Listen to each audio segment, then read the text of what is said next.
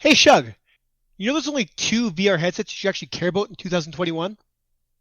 What about what about Labo VR? I'm sorry, what?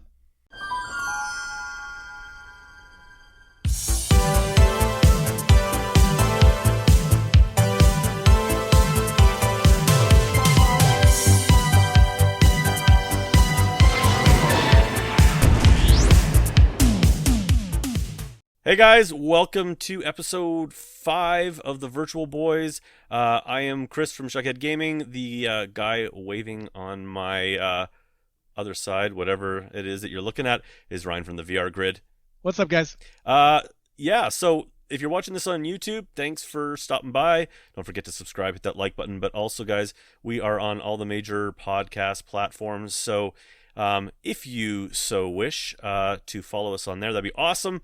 Listening and downloading on your podcast service of choice really helps us. So go nuts on that, guys. We really appreciate that. Reviews are also appreciated, guys. Leave a review on a podcast app. Well, iTunes. Oh my god. I'm already thinking about it and just getting off. But anyways, keep going, Shug. I know. I just, if you could see what's under the desk right now. Anyway, oh yeah, that's right. You drink your water. So episode 5, we are going to be talking about the current state of VR, because I would say over the last, I don't know what, 6 to 8 months, Ryan, we've seen some pretty major moves by like Oculus, and then we've had HP push into the market.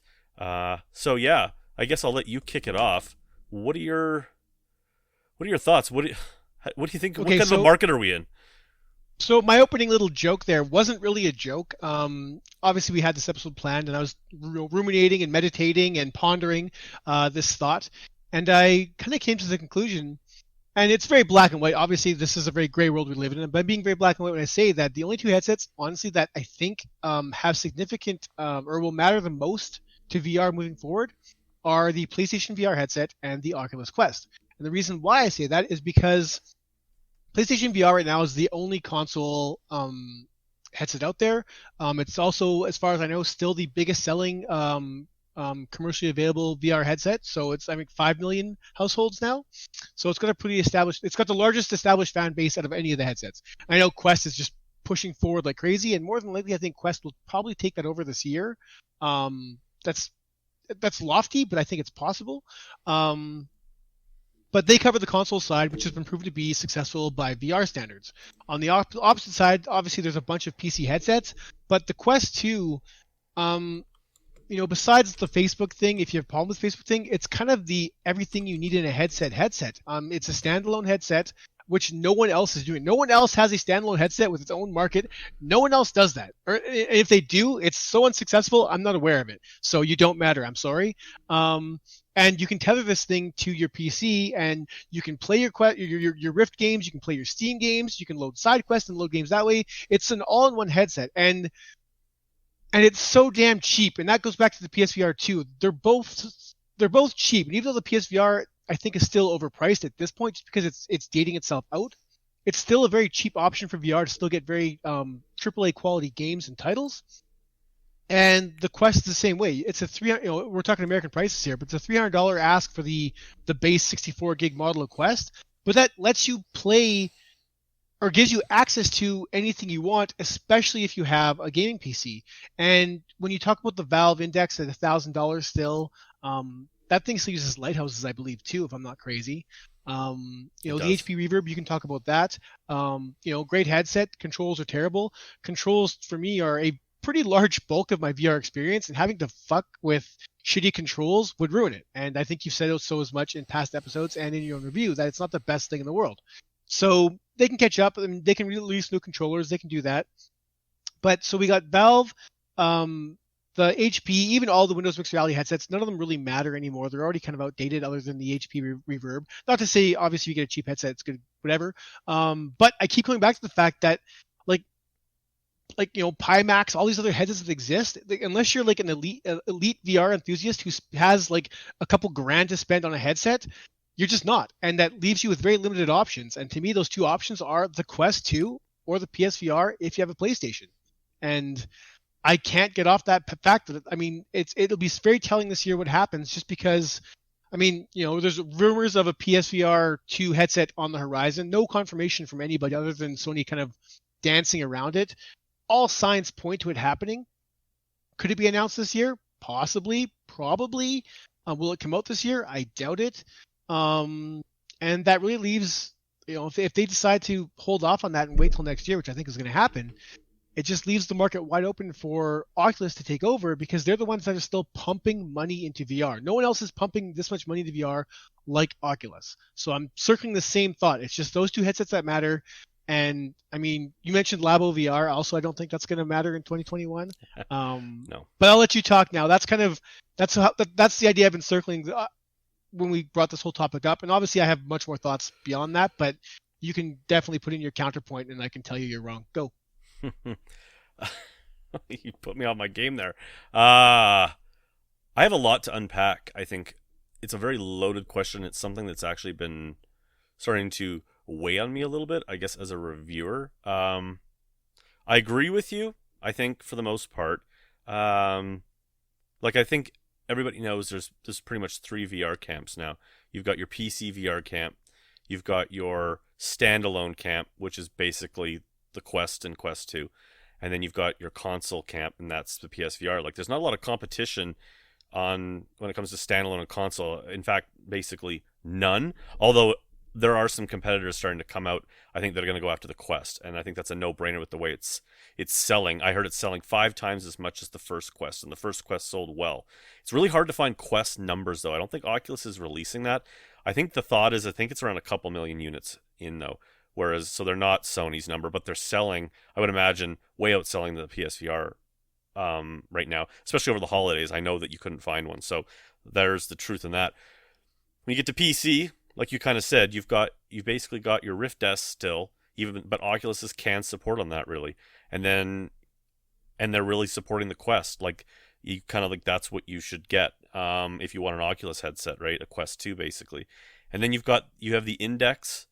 And to a much lesser extent, you have the Vive, because how do you know? Are they even making Vives anymore? I know, like they HTC said no. has backed off of that huge. They said they were going to focus on commercial aspects. Yeah, but I've heard rumblings that they're looking at people think they're going to come back to market with another one aimed at home users. Who knows? I wouldn't be surprised to see HTC bring out a Quest competitor. I hope so. I mean, tethers to the computer. That is where it's at, though, right? I mean, totally. The Quest set the bar, not necessarily for just quality, but for where VR kind of has to be now, and that's that standalone with the capability of tethering to something more powerful, whether that's a console or a PC. And I think that's kind of why I think Oculus has become one of the only headsets that people are talking about right now, is that all the major hurdles that people talked about in VR have mostly resolved with the Quest, in the fact that they hated wires, it was too expensive, they didn't have the room, so they got rid of 2 of those. Even resolution, right? Even resolution, and of course, right? And just I don't think they've completely solved that, because resolution was an issue, but I think the bigger problem was just expectations of people. Holy crap, VR, and they expected it to be like a flat game experience in VR. You learning how to drink there? First time, yeah. And on that note, because I think expectations, the marketing guy in me, it's managing expectations is such a huge thing for companies. And Oculus is pissing me off right now, because all of the commercials that they put out now and running into the fall were those real life interpretations of Pop 1 and Star Wars, looking like blockbuster movies.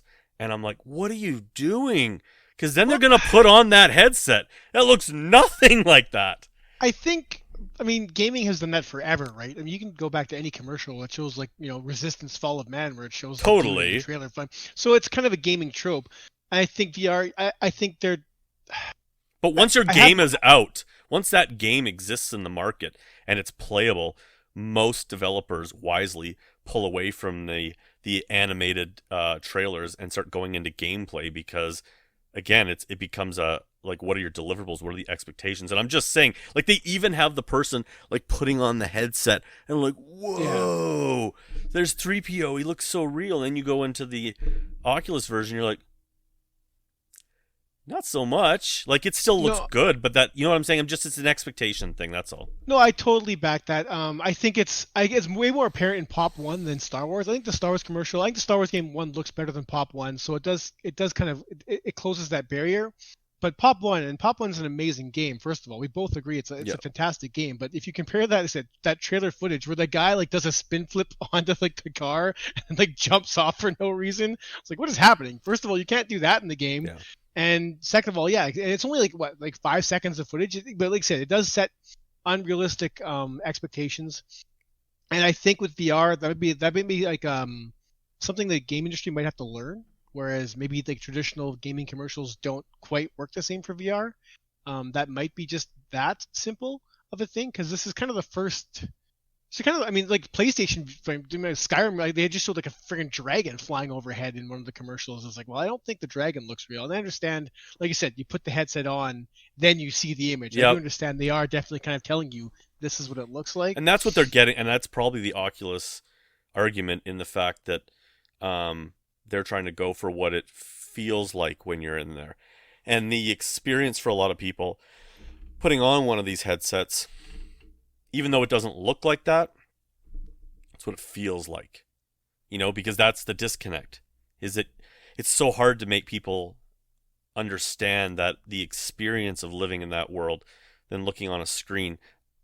Sony probably, I think, is still the most successful at that, in that all of their trailers pretty much universally, like if they were Sony's trailers, always had like that integration of like somebody putting on a headset and then like showing like their face and their experience while it was like kind of like being projected onto like actual gameplay, and it was actual gameplay. I feel like Right. Sony kind of nailed that, but again, when it comes to stuff like that, the truth is in like if those commercials are actually moving units. And I mean, Oculus seems to be doing well, so maybe who am I to bitch about their trailers? But I'm just saying, on an expectation standpoint, that's one of my issues with Oculus right now. But going back to what my point is that the Oculus right now, the Quest 2 specifically, is just ticking so many boxes for people. I mean, the price point going like basically like, was it $50 or $100 cheaper than the Quest 1 was? Like, that's usually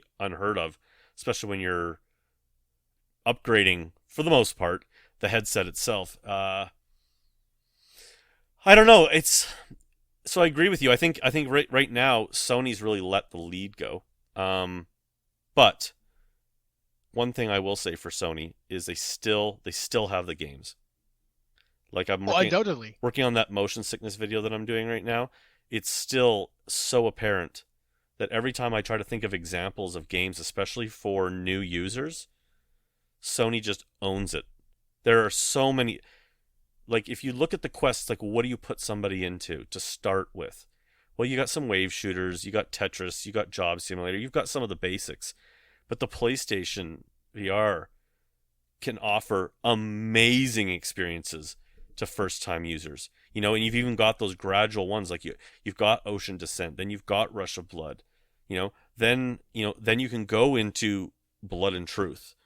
Then you can go into Skyrim and No Man's Sky and Wipeout and Eve Valkyrie and all these games that, as you work your way up into all the, the top tier full movement games, Oculus still doesn't have that kind of quality and selection in their store. They're getting there, but literally it's like, okay, so I got Beat Saber, Super Hot, Pistol Whip, Tetris, Job Simulator, and then it's like, well, I guess, and here's Until Death. I mean, they have games, but they don't have those AAA, like, here's Astrobot. And that's where it always comes back to. You always see the argument, like, what do I get, a Quest 2 or a PlayStation VR? And it's like the same. I see that question daily on social media, and the examples you showed, like they're all great games on the Quest 2, but the Quest 2 doesn't. It's still finite power. It doesn't have the power of a PS4, let alone a PS4 Pro or a PS5 if we're going to go down that road. It just doesn't have that power, and and developers are obviously scaling their games back to it. We talked about that before, how they're basically developing for the Quest first now and kind of porting their games over. But like I said, you're not going to see Resident Evil 7. One, you're not going to see it anywhere besides PlayStation, but you will never see a game of that quality on the standalone Quest.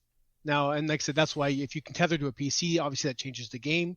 But you can't. And like I said, so the Quest, it does such a good job of skirting its limitations that you don't really notice them because, like I said, as you said earlier, it's more about the experience as opposed to what you're actually seeing, like the Pop One commercial. And the store is getting, there's more titles every week.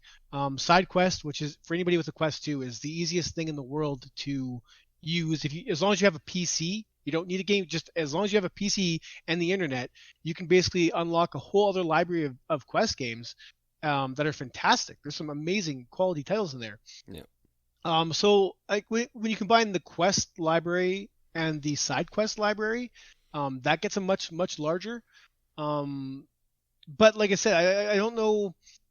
This year will be very the end of this year is going to be very telling as to where VR is going to be going because, Facebook, one, they're dumping tons of money into their Quest, and VR. I mean, commercial ads and whatnot. There's a new commercial out for the Star Wars Tales from Galaxy's Edge, and this is post Christmas, so they're definitely ad campaigns after the Christmas rush. But they've killed their own headsets in the past. So easily as far as going from the Gear VR, scrapping that for the Go, scrapping that for the Quest, and then the Quest 2 basically giving the middle finger to Rift users. Not to say the Rift isn't a great headset. The Rift works awesome. The Rift 2. I shouldn't say personal experience, I still have the Rift 1, the CV1, but by all accounts the Rift 2 is a fantastic headset. Do you mean the Rift S? Yeah, that's me. Yeah. Sorry, I said CV1, didn't I? Yeah. It's still the same thing, right? Oh, well, I mean, I've never heard it called the Rift 2, but that's literally what it is. Yeah. Sorry, the Rift S. Sorry, Rift 2. Sorry, these wheels are spinning too fast. But the Quest 2 effectively, it doesn't kill the Rift S, but for what you get out of the Quest 2, it's still a really hard. It's hard to recommend the Rift S over the Quest. Well, really, when it comes down to now with the Quest 2, now that it's been on the market for a while, and they've got it up to 90 hertz, tethered to a computer, the only thing you basically gain on the Rift S is comfort. Unless I'm forgetting something, because the Quest 2 has, I think it's the same field of view. It now has the same.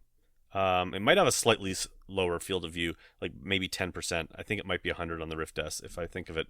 But same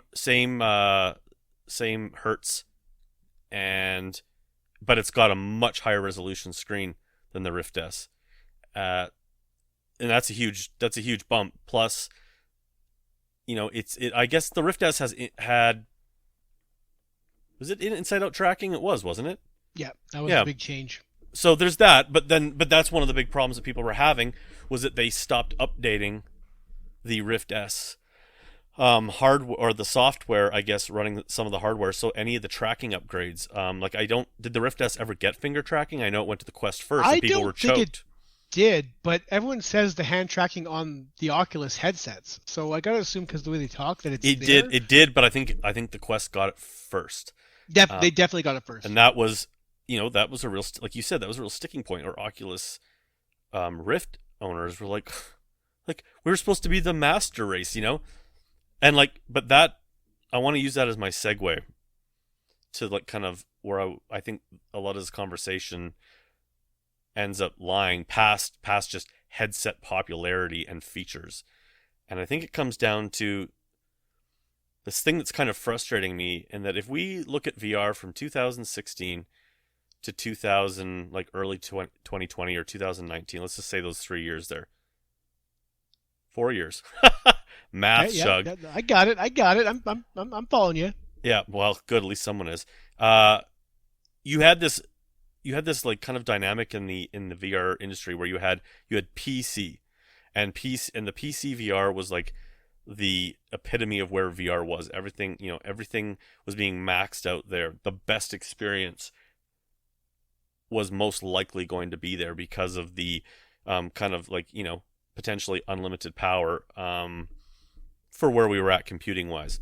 And then those games, if we were lucky enough on PSVR, would get ported and basically downscaled to the PSVR. So they would take these great games and downscale them to make them work on our PSVR. And sometimes that was amazing, and sometimes it wasn't amazing, depending on how ambitious the game was and how good the port was, right? We can all think of examples of both. Now we're in this weird place, though, where, I mean, as a PSVR owner, wishing I had a PC for so many years, I was so envious of the experiences that they were getting on PC. And then I was so thankful to get anything resembling those games, whatever that might be. Now, we're in this weird place where you still have the PSVR, but then kind of in the middle, and you've got your Quest kind of on the lower end. I mean, it really is power-wise. And then you still have your PC. But we're in this weird place now where games are being developed for the Quest and the PSVR, but mainly the Quest right now, because of the huge install base and that it's the hot headset. And then they're being upscaled for PC instead of the other way, instead of downscaling it. And what sucks is we are seeing games, and don't get me wrong, I love my Quest, and for you Quest and PSVR users, I'm not crapping on you because it was the only headset I had for so long. But it's still like, I feel like VR, it's going to limit VR's momentum as far as like from a impressive tech standpoint. And I know the argument is, but the whole point is, right, for VR to grow, they've got to move headsets. So they focus on the cost-effective, popular, easy to pick up headset. And that's what they push instead of kind of more elite VR, which is never going to take off huge because you need a $2,000 PC basically to run it properly. So we're in this weird place though, where like in the fall, I'm reviewing Warhammer and then Jurassic Park and then Tales from a Galaxy's Edge, and all three games, I was like, these were amazing franchises and these were big releases that were so meh because of not just licensing cash grabby a little bit on them. They were all decent games, but they were all like quite underwhelming, and I can't stop but feel these really should have come out on PC because these franchises deserve to like look amazing and then get Quest ports. But that's not where we're at. So I feel like we're almost getting a downgraded VR experience because of the Quest. Yeah, no, and I've talked about this before too. I think it's a necessary growing pain of VR. Yeah. It's been the big. I mean, everyone in 2016, like VR is gonna sell fucking, millions and millions of headsets, and it's gonna be the next big thing, and it's gonna take over gaming, and blah, blah, blah, blah, blah, blah. And then no one bought them, and no one continued to buy them. I mean, we're talking about, like I said, 5 million PSVR headsets to 120 million PS4 owners. That's a very small percentage. And even PC gaming, even if that number is higher, let's just say 10% of PC gamers are VR players, which I think is still lofty. These are tiny, tiny, tiny numbers. So, and that affects development costs. I mean, the only reason why Oculus can make money is because it has Facebook money. I mean, they just literally just print money and just make whatever the hell they want. And we've seen that with Sony, where Sony initially really pushed their VR production, their game production. That's right. With a lot of their first-party titles, rigs and all that stuff at launch. Resident Evil, we all know that story before. We talked about it before. And I suspect even more recently, Hitman might have been Sony backed. Oh, I think that's it's only on the Sony headset. I think it's a given. Sense. Yeah. But we've really seen them really back off of those first-party titles from Sony. Have basically stopped. And this always fuels the Sony's abandoning PSVR. Sony's abandoning VR. They stopped publishing titles. They've closed down VR studios, which is true. But I think it's more because, one, the VR studio they closed down never published one game, so that's kind of a non-story. But the other one would be that they might be just honestly focusing on PSVR 2 and transitioning, and they know their headset's old. They know their move controls don't work done right. The tech is just aged. The tracking is aged. It's the weakest of the headsets on the market. Um, I think assuming Sony is going forward with PSVR 2, I have to assume they're just like, you know what? Let's just kind of not pull the plug on this baby, but let's just shift our money to the next headset. And we don't know what it's going to be like. We've seen so many patents out there. We don't even know what those patents are for. For all we know, Sony's building like an arcade in Japan. We don't know what those are for. But realistically, given what you've seen, they should be for the next gen PSVR headset. And you know, it's kind of, to me, it feels like we're in this weird limbo. And it's weird to say that because, like I said, the Quest 2 just came out like a few months ago. Um, and even the HP Reverb, but it feels very like we're coasting right now. It feels like VR isn't moving forward. No one's really pushing anything crazy. Because of the Quest 2, the games we're getting are solid, but they're not amazing. We're back into. We're sorry to cut you off here, but we're back in the place we were in like 2016, 2017 on the PlayStation VR, where we were getting really high production tastes of stuff and episodes of things. And I was really hoping we were getting past that. And I feel like it's almost reset a little bit. And they're doing it again. I totally back that. And I mean, we're also getting Hitman 3 next week on PlayStation, which, like I said, could be a very huge deal. I haven't played it yet. You haven't played it yet? Everything I've heard from people who've played it is it's sounding legit, and that could be huge. And Hitman 3, I think, is a much more important VR title than people realize as well. This is a first party. This is a AAA publisher who's bringing not only their entire third game in their trilogy to VR, but they're also making their first two games backwards compatible for VR.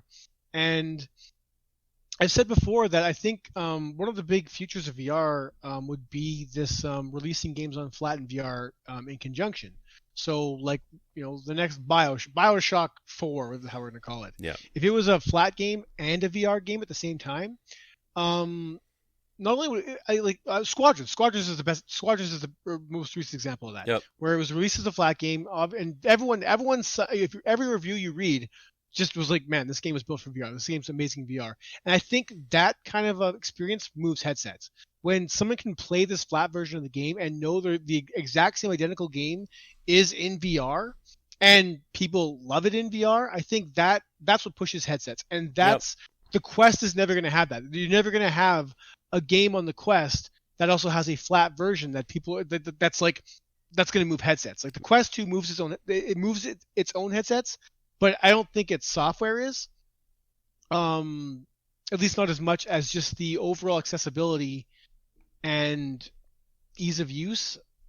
Like, so there's lots of amazing titles in the Quest. I shouldn't say the software. Obviously, the software moves headsets. But there's a good point there, though. There's a really good point there, because if you look at the last 3 years at Oculus. Now, that being said, of course, they weren't Facebook Oculus. They were just Oculus. But Oculus was spending some pretty big money and made some if you were to take a top 10 VR game of just PC VR, Oculus's games would make quite a few of those, because you've got you've got Stormland, you've got Lone Echo, you've got The Climb. Prior to that, you had Red Matter, Mage's Tale. These are exclusives that have now since gone out. But the amount of money that Oculus has dumped into standalone titles on PC VR that were like amazing games. They were like Sony. They were putting their money where their mouth was and bringing these insane experiences to headsets that a lot of AAA developers weren't willing to gamble with. But if you look at what Oculus is spending their money on now, that's where you start having, it's hard to tell where they spent that money, but but it looks like Tales from a Galaxy's Edge and Jurassic Park would be Oculus exclusives. And I'm just saying, Jurassic Park Aftermath pales unbelievably when compared to like a Stormland. And I'm not talking about PC versus Quest here. I'm just saying from a pure game quality. Stormland was like better than a lot of console games. And Jurassic Park Aftermath is like 2 steps ahead of like a Jurassic Park experience. Yeah, no, I mean, I didn't play those. I missed a bunch of those on the Quest last year, but I did play Galaxy's Edge, and I liked Galaxy's Edge. I think I liked it more than you did, but it still felt like a sampler. Like I Yeah. wanted, I wanted Jedi Knight in VR, and I got like a taste of it, and then it was over. And even by the end of that, I was like, I'm shooting the same guys, they're moving the same ways, the same patterns. It was very, once you kind of saw the game design in the game, it kind of ruined it because it just felt very samey. That's what I mean. And It felt undercooked. yeah, and there's more DLC coming, and ILXM Lab, even they make some very pretty games. Hopefully they take in some of that feedback, and like I said, all it takes is the next chapter 2 in their little series, and suddenly guys are smarter. Like, who knows? It could be a better game. Like I said, they'll never be to the level of the PC, just because, like I said, that tech is limiting. And it sounds like we're shitting on the Quest because it's like what the Quest 2 is. Honestly, the fact we're getting those kind of visuals in the Quest 2 kind of Is blows my mind. insane, We're still yeah. getting like we're downplaying the Quest 2 compared to PC, but the Quest 2 by itself, I mean, it's running some of the best games VR has to offer. I mean, they're older games now for sure, but the fact that it's all in the headset is still mind blowing, because there are some absolutely stunning games on the Quest 2. But And like I said, broad spectrum wise, like you're never going to have Asgard's Wrath running exclusively on the Quest 2. I know Boneworks is trying to port Boneworks over to Quest 2. I'm really curious to see what's going on with that, because by all accounts they're close to it being done, and I would love to see how the Half-Life engine is running on the fucking Quest 2. That's nuts. Well, I mean, so Boneworks isn't the Half-Life engine. They tried to sell it to them. They said no. Oh, right. And I then knew Valve that. went and did their own thing. I'm not actually completely sure if Boneworks is coming to the Quest, because when I was doing some research on that, they're all talking about, I can't remember, the developers escaping me right now, but their next game they're calling it like Project 4 or something. And that's coming out on PC and Quest, and they've said that. And it's running on the same engine.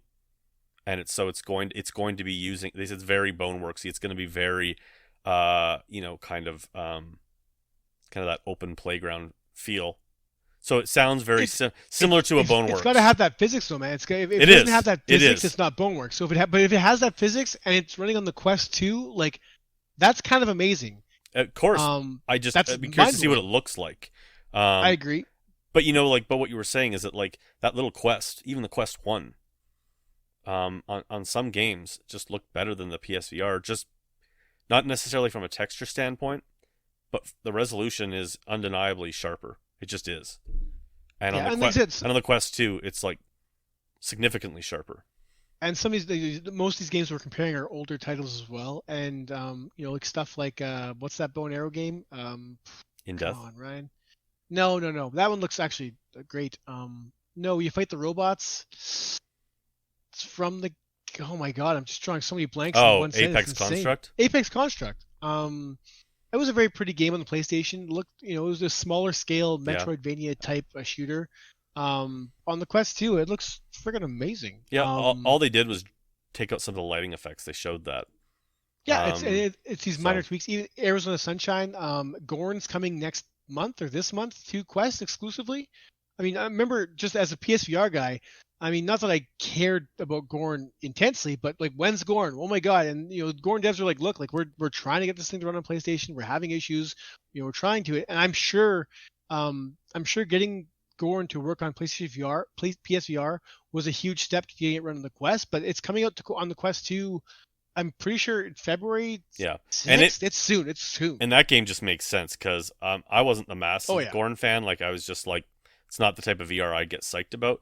But a wireless Gorn is just awesome. Yeah. Clear your basement, boys and girls. Just run around the arena. Oh my god! Beat the crap. I see a lot of broken furniture and TVs. But that's your workout. Just especially since they finally got their controls. They finally listened to people and put analog controls in there. They really fought that for some reason. All the way through the PC release, It's crazy. It wasn't until us PlayStation people had our tantrum that they finally listened. But the PSVR community is loud.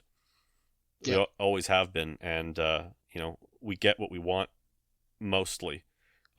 except for controllers with analog sticks. Um, Coming this year. so I guess I don't know. That's where I'm at in the fact that it's frustrating. You know what? Here, I guess what it comes down to is being in a fairly lucky position to be able to have a Quest and a PSVR and a PC, and to be able to love all things VR. It's frustrating to hear like Lone Echo 2 is probably going to come out on the Quest 2 as well, because then I think to myself, you know, like PCV gamers have always looked at console gamers going, our game is dumbed down because it had to run on your system, and that sucks. And that's the situation that VR is at now too, where it's like, you know what, sorry guys, the numbers are there, we got to cater to them. And it just sucks because it's doubtful that Lone Echo 2 is going to be a massive leap visually from Lone Echo 1, not only because Lone Echo 1 still stands on its own and above many games, but more the fact that like they can't make it look better because they're going to have a hard enough time making Lone Echo 1 run on the Quest, and they know that. No, I look at 2021 as more like I said. I mentioned Limbo. It feels like we're coasting. I think we'll get announcements, but I think 2022 will be the year we kind of really see the next leap in VR. At least I'm hoping we are, and that's mostly on PlayStation VR. I really think they're going to announce their new headset. We don't know what that's going to be. I have my own thoughts on that. We can talk about that in another episode. We already have actually. Yeah. But and everyone's kind of reacting, right? I think the only reason why we're not getting PSVR 2 this year, I mean, honestly, surprise us, is because the Quest just took over the VR market so fast, and I don't think anyone saw that coming.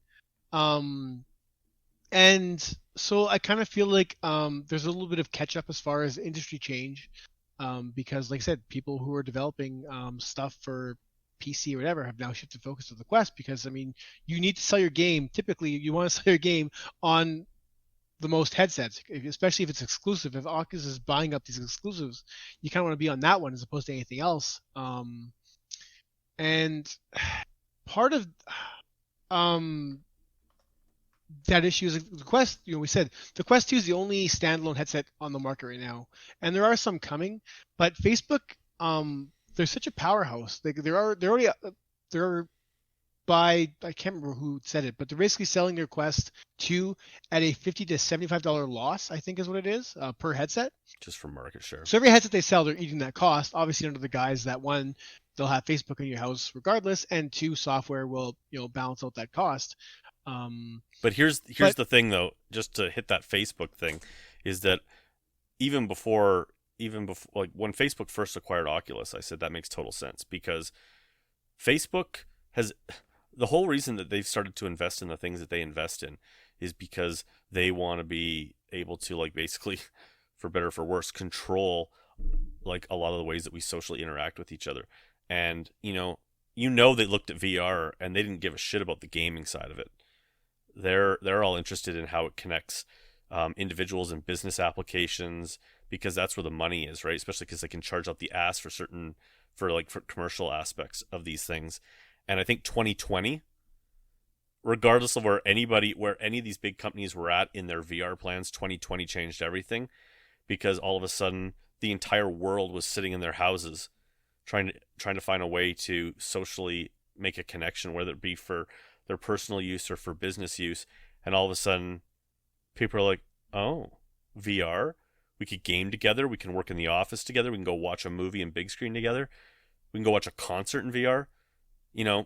I think that not only did it change the way a lot of people are now looking at VR, consumer-wise and business-wise, but it also gave the industry, I think, a glimpse into a real-life glimpse into where it's going to go. We're only going to become more virtually connected. I would love to see sales numbers for 2020 for all headsets, just to kind of see how much of a bump there was. I mean, I heard numerous stories over and over. Oculus Quest 2 sold out everywhere. Can't find a PlayStation VR. I've heard the stories all throughout 2021 or 2020, and I would love to see just how much that was. And that's why, and assuming those numbers were significantly larger, It's also why I don't mind coasting in 2020 as much as I would love to see the next big thing every time. I hate waiting for the next big thing, but there's a 4-year catalog of VR games that no one's ever played before, and with the Quest 2 kind of changing the whole market as far as who's developing for what and what those games are, I think it's a really good time to buy a headset because there's a 4-year catalog across anything. Which is a good point. A lot of people, there's so many people who haven't tried VR compared to people who are into VR that all of those experiences are brand new and they know that. And I like bank on it, man. I mean, I keep saying it. Like Sony needs to drop their price of their headset. But the titles they released in 2016, launch titles like Rush of Blood, PSVR Worlds, even the Batman game, those they still look amazing. And even on the PSVR headset, which has the worst resolution, they're still amazing experiences that people should experience. So when people, I go online, like I just got a headset, like what do I play?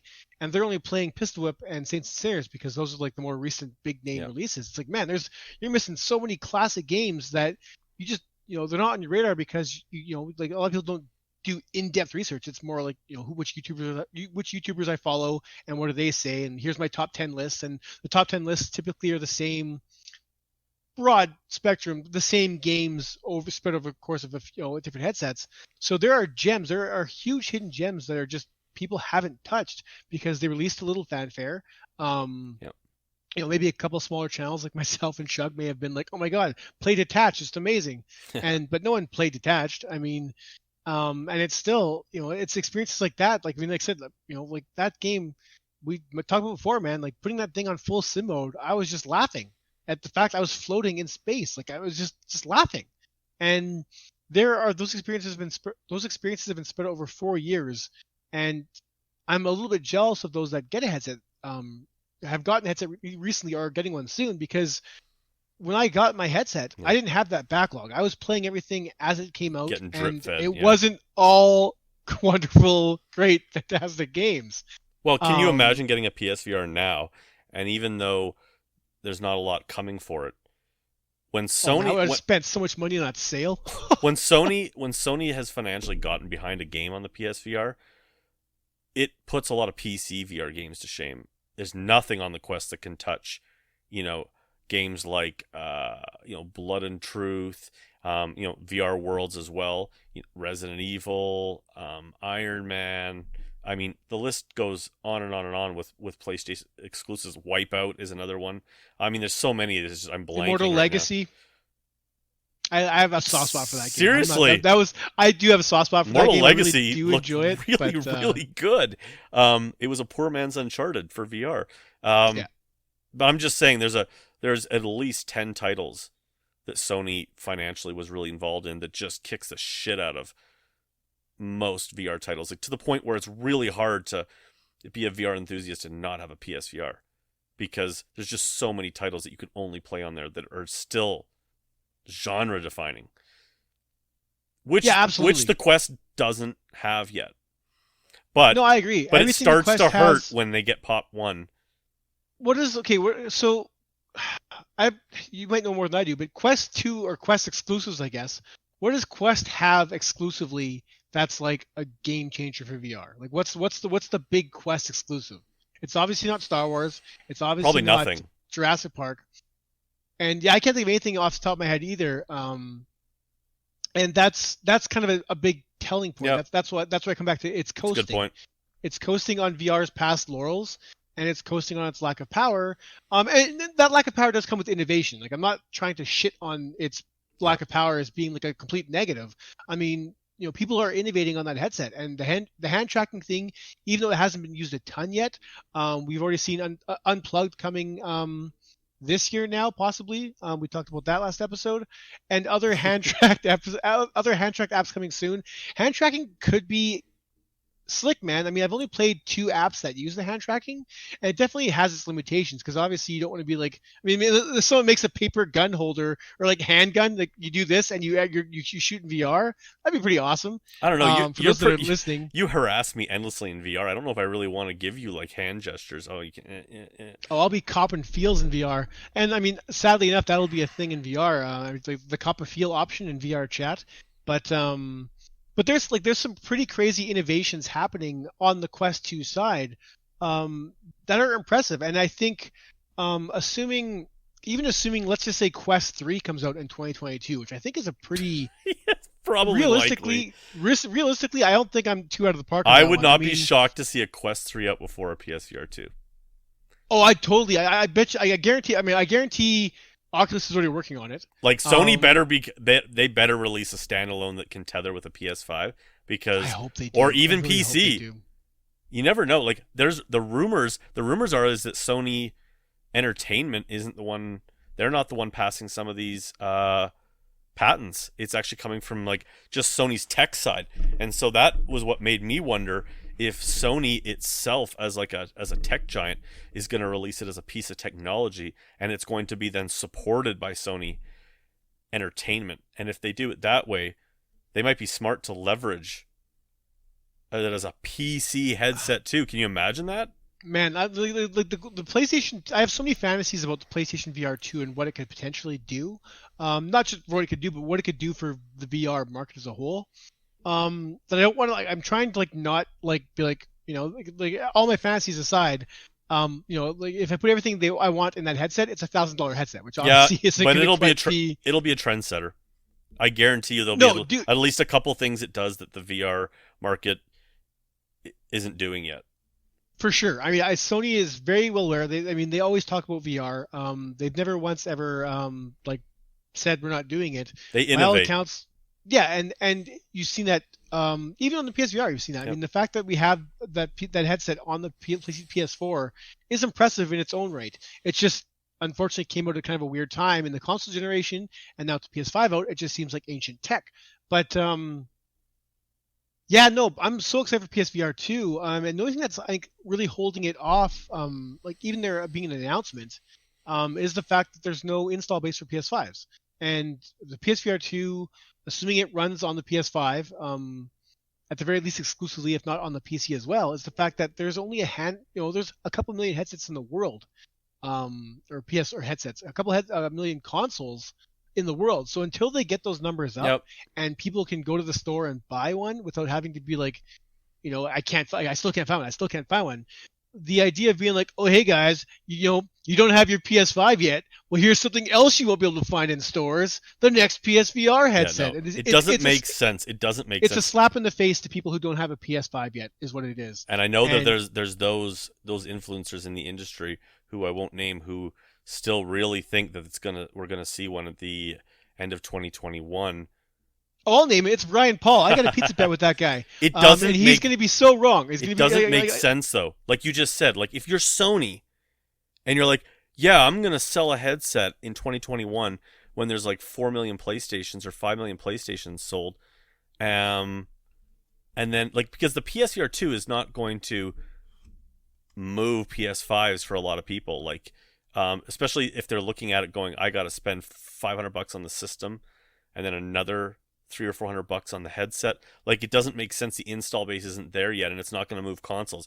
But what might move consoles, if you're going into the fall, and this is where it starts to make a lot more sense, is if Sony comes around for their big holiday push and going, and by the way, in 2022 you're going to get to play VR on your new PS5. All of a sudden you've now made promises, you've put it there without making people feel like they have to go spend the money, because then, you know, next spring 2022, after another Christmas, your install base is starting to make a lot more sense. Yeah, and first of all, shout to Without Parole. I don't care for Brian that much, but Without Parole, it's a solid channel. And anyways, yeah, no, I mean, I you kind of took my thoughts there.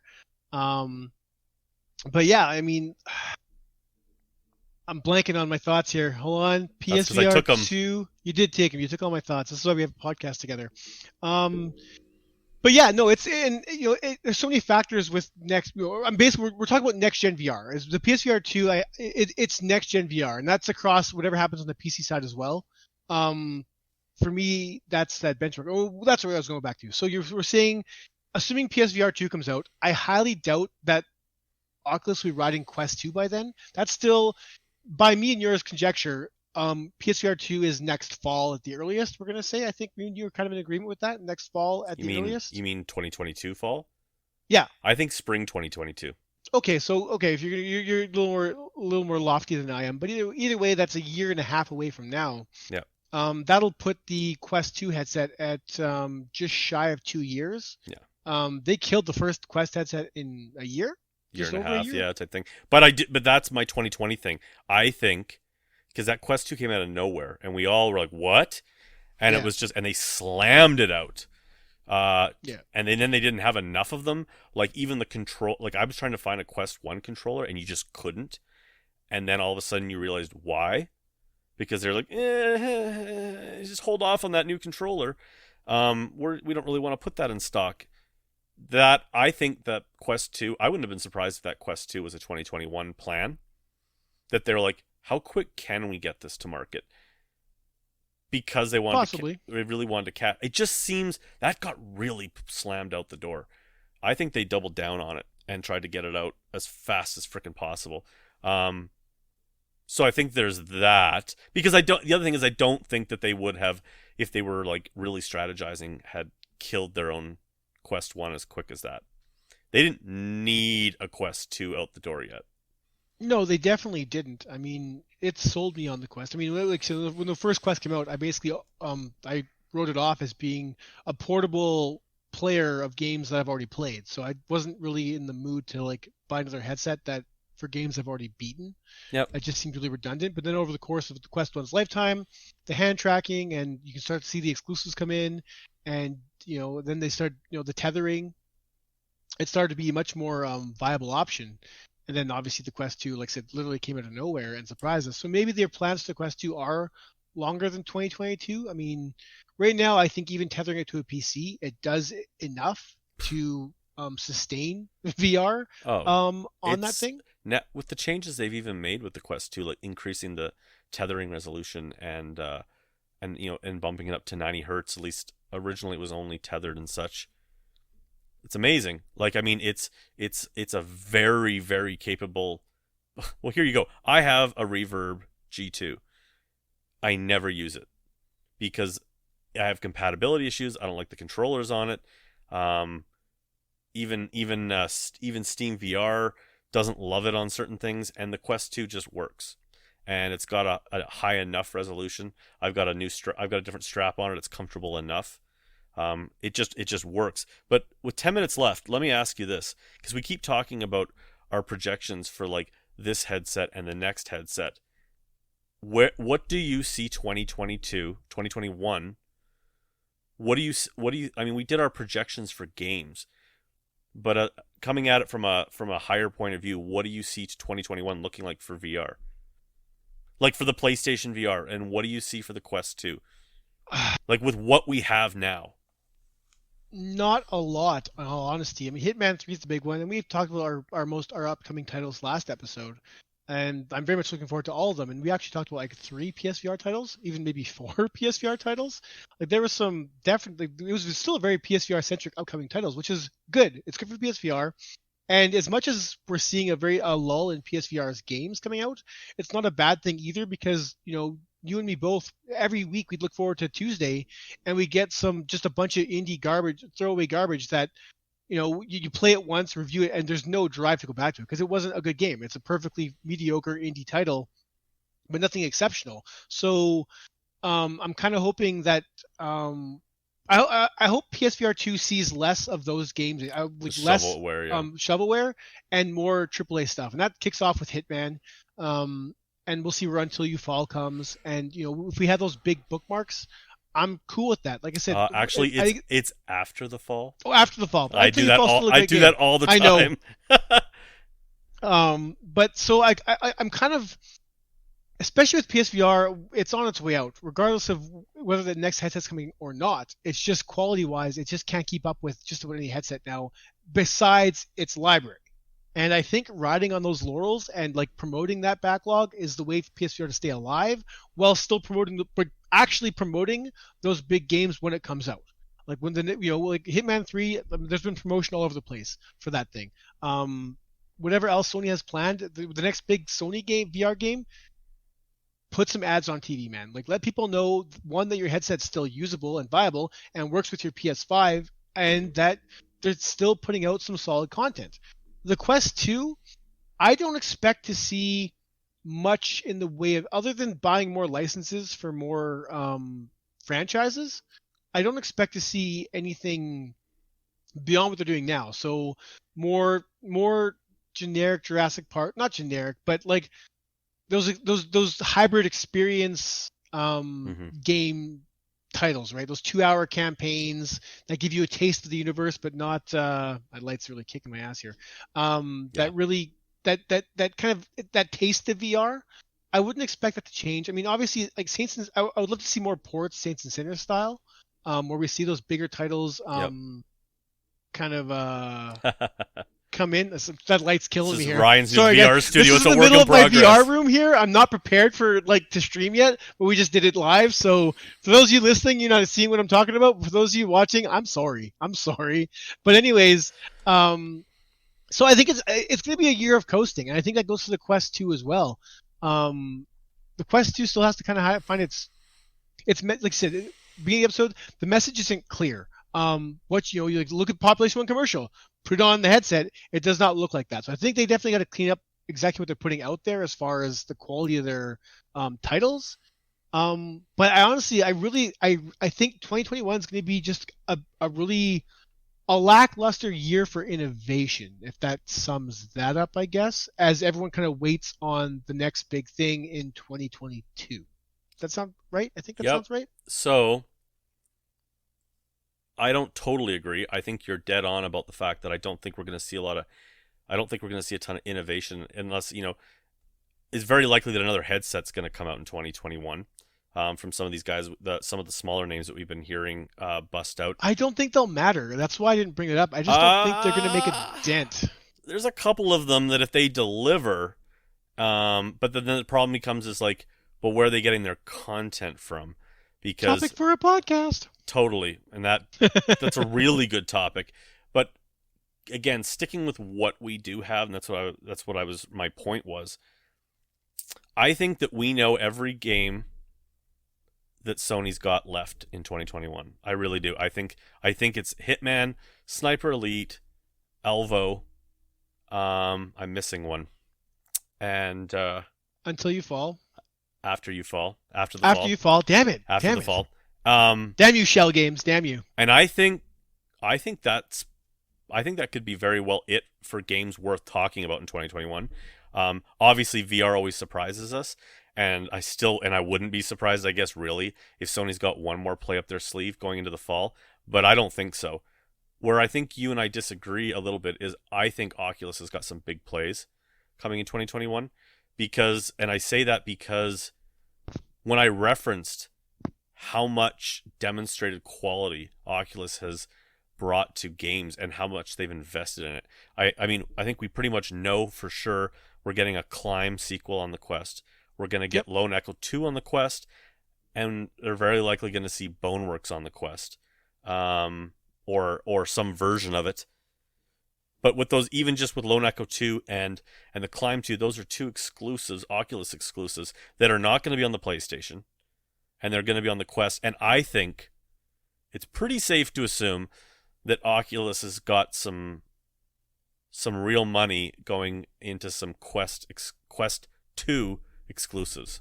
I just think, to your point, I think those exclusives are going to be like Warhammer, Jurassic Park, and Star Wars. See, I think they're going to put some real money in, just because they have a demonstrated past of putting out some phenomenal games, like kind of like with Sony, like genre-defining titles that still get referenced like 3 years later as like the best of the best. Like, there's not much that's beaten Lone Echo and Stormland. Look, I hope you're right. I mean, I I think hope you're. I can't imagine that. I can't imagine that Oculus has done everything they've done up to this point, whether it's throwing money at high quality PC titles or taking hits on the Oculus Quest 2 to get it to market, to now not deliver. I think that they're gonna drop some bombs in 2021. I think, because they know they've got the market's theirs. Yeah. And you're right, they could coast because of that, because they're looking at Sony going, what do you got? We know you don't got any moves for 2021. But I think they're gonna drop some bombs. I hope you're right. I just worry they're going to rest on licenses and I not do. have the gameplay Yes. to back it up. I That's wouldn't kind of I where. wouldn't bet money on it. Let's put it that. I wouldn't bet money against you. Yeah. So I think, yeah. So like I said, I think we're both kind of in agreement though. That it's kind of going to be kind of a coasting year, I guess. We'll definitely get surprises. Obviously, We're in a new weird headsets are going to place. pop up. Yeah, it's definitely weird. It feels like the end of a console generation, but the next console we know nothing about. Like, does that make sense? Like, it feels like we're at the end of something, but the next something we don't know what that is just yet. You're also trying to compare in some ways apples to oranges, because you've got Sony, who, if you want to look at the PSVR and you want to project what they're going to do in VR, you cannot do that without talking about the PS5. Like, you have to consider the moves they're going to make for the PS5, and you have to know that the PS5 is always going to take precedent. So that's always Sony's. They always have to make the PSVR 2 secondary, which is almost why I kind of hope that Sony Entertainment maybe isn't doing the PSVR 2. Because their priorities, if it goes standalone, all of a sudden their priorities shift a little bit to supporting this headset instead of supporting this peripheral that's attached to a console. Whereas Oculus, it's like their moves are only considered about the Oculus ecosystem, and then transitioning to, like you said, like the next console, like another headset. All they have to do is sell another headset. I'm just saying it's complicated. And then when you get into the PC world, well, then you have this like unending generation that just keeps there aren't those big transitions. And so it's just three really weird markets that are very hard to compare, because they almost have their own growth patterns. I think there's a massive market for console VR still, though. Yeah, no, I mean, if you like, I know we're over our time a bit here, but if you just sold the Quest on us, like, look, it's got less hard drive space, less power, it's got less everything that you want, but it's got full tracking. I don't think that would have sold too many headsets. It wasn't until we actually got it where it was like, God damn, being untethered is kind of a game changer. Like, it's that one aspect of VR changed the entire way I play VR. They're lesser. I keep saying quality. They're just lesser experiences in some cases, but that being untethered was an absolute game changer, and that, like I said, it sold me. Like, we talk about the Quest 2. I can kind of bash the Quest 2. I fucking love my Quest 2. It's so easy to use. And the games in there are awesome. I tether my PC and play whatever the hell I want. It's a dynamite headset, and it's something that simple. Just being untethered for me myself. Maybe that's all it'll take, is whatever the next headset does, that does something we didn't think we needed as much as we do, and then boom, suddenly one of these other party headsets that's coming out this year just blows our minds. Like a Lenovo, I think, has that, like, basically it's like two little eyeglasses. Like, it looks like it's the most minimalist VR headset you've seen that tethers to a PC. It looks wild. Like, it looks like something out of like BioShock, like one of the bad guys would wear or something, right? But we're talking about going from these big bulky headsets to the tech is already getting things much smaller and much more user-friendly. And even these smaller tech, even though I don't think they're going to make waves in the VR market this year, I think their innovations will still push VR forward as far as what we want and what we expect. You can see where it's going. Yeah. And I think, and I know we're running up on our time here. So I guess I do love all the headsets. I just try not to fanboy over them. So I like, and it's just the critical person in me that I can't help but just look at how everything compares against each other. I use them all. I love them all for their own reasons. I can't wait for Hitman 3. And I would be going out and buying a PSVR next week if I didn't have one. And I loved VR as I do. and I didn't want my wife to leave me, I would go out and buy another headset. But Just don't tell her. You're fine. yeah, but it's like if I come off negative, or if we come off negative, it's more just because we can't help it. But I love them all for different. I just love the debate and the analyzation of it. The other thing is, and not to open up a brand new topic, but we haven't talked about it. We always talk like PC. It's like we are not talking about what the next big PC move is, and is the Quest 2 just going to be the dominant headset? I don't think we should get into this, but I want to leave this at the end of our conversation for maybe the next episode. Sure. I think 2021, since we're analyzing what we're going to see in 2021, I would not be at all shocked. In fact, I'd almost guarantee it, Valve Index 2 by the fall. Because there is no king in the PC VR right now. You've got a standalone headset trying to do it. You've got a Reverb G2 that's running on Windows Mixed Reality. Barf, and I can attest to that now. And you've got a Valve Index, which is considered like the kind of like the epitome of VR headsets, and it's looking pretty old now. Like its resolution is pretty low when the Quest 2's significantly sharper than it. The reverb takes a huge dump on the Index. It doesn't have the refresh rate or the field of view, so that's a thing. All I'm saying is the Index is definitely in need of an update if it wants to be the Master Race's headset of choice. And I think that's prediction last episode, huh? Where was this prediction last episode? We get so focused on standalone and console VR. I know. That the big PC move is something that you're gonna see. All these developers are developing on PC. I mean, what are they putting on their heads? So that's another thing. Anyways, they're putting DK1s on their heads. That's the funny thing. There's developers there with like developer work to kill. It's just because they can rip crazy. them apart in their open source, crazy. probably. Yeah. Yeah. But regardless, that's probably another conversation. Is what do we see the next PC move doing? And maybe we just leave it at that. Yeah, I agree. So, for those of you who have stuck through us for this entire episode of detailed deep dives, thanks for stopping by, guys. Of course, don't forget to check us out on all the podcast services. We're on there as well, so please feel free to follow us on there and download the episodes. That would be really awesome. And of course, like, subscribe, all the deal. I'm Chris from Shuckhead Gaming. This guy on my side is Ryan from the VR Grid. Hello. And Ryan, where can they check you out? At the VR Grid on YouTube, and I run the VRGrid.com, a website that publishes my reviews. That's about it. Shug, what about you? So I'm Shughead Gaming on YouTube. You can also check out our Discord. We're over 1,000 strong in there, and we're trying to create a really fun gaming community. We've got some big plans launching pretty soon in 2021. We want to make it kind of your destination for finding multiplayer games. So check us out there. There'll be some changes coming there. It's also a good way to follow all my shit. Anyways, on that note, guys, thanks for stopping by. That's the end of episode 5 of Virtual Boys and Ryan's advancing light source that's pushing him further and further into the corner. It'll be fixed next episode, I promise. Anyways, guys, thanks for stopping by. Later. See y'all.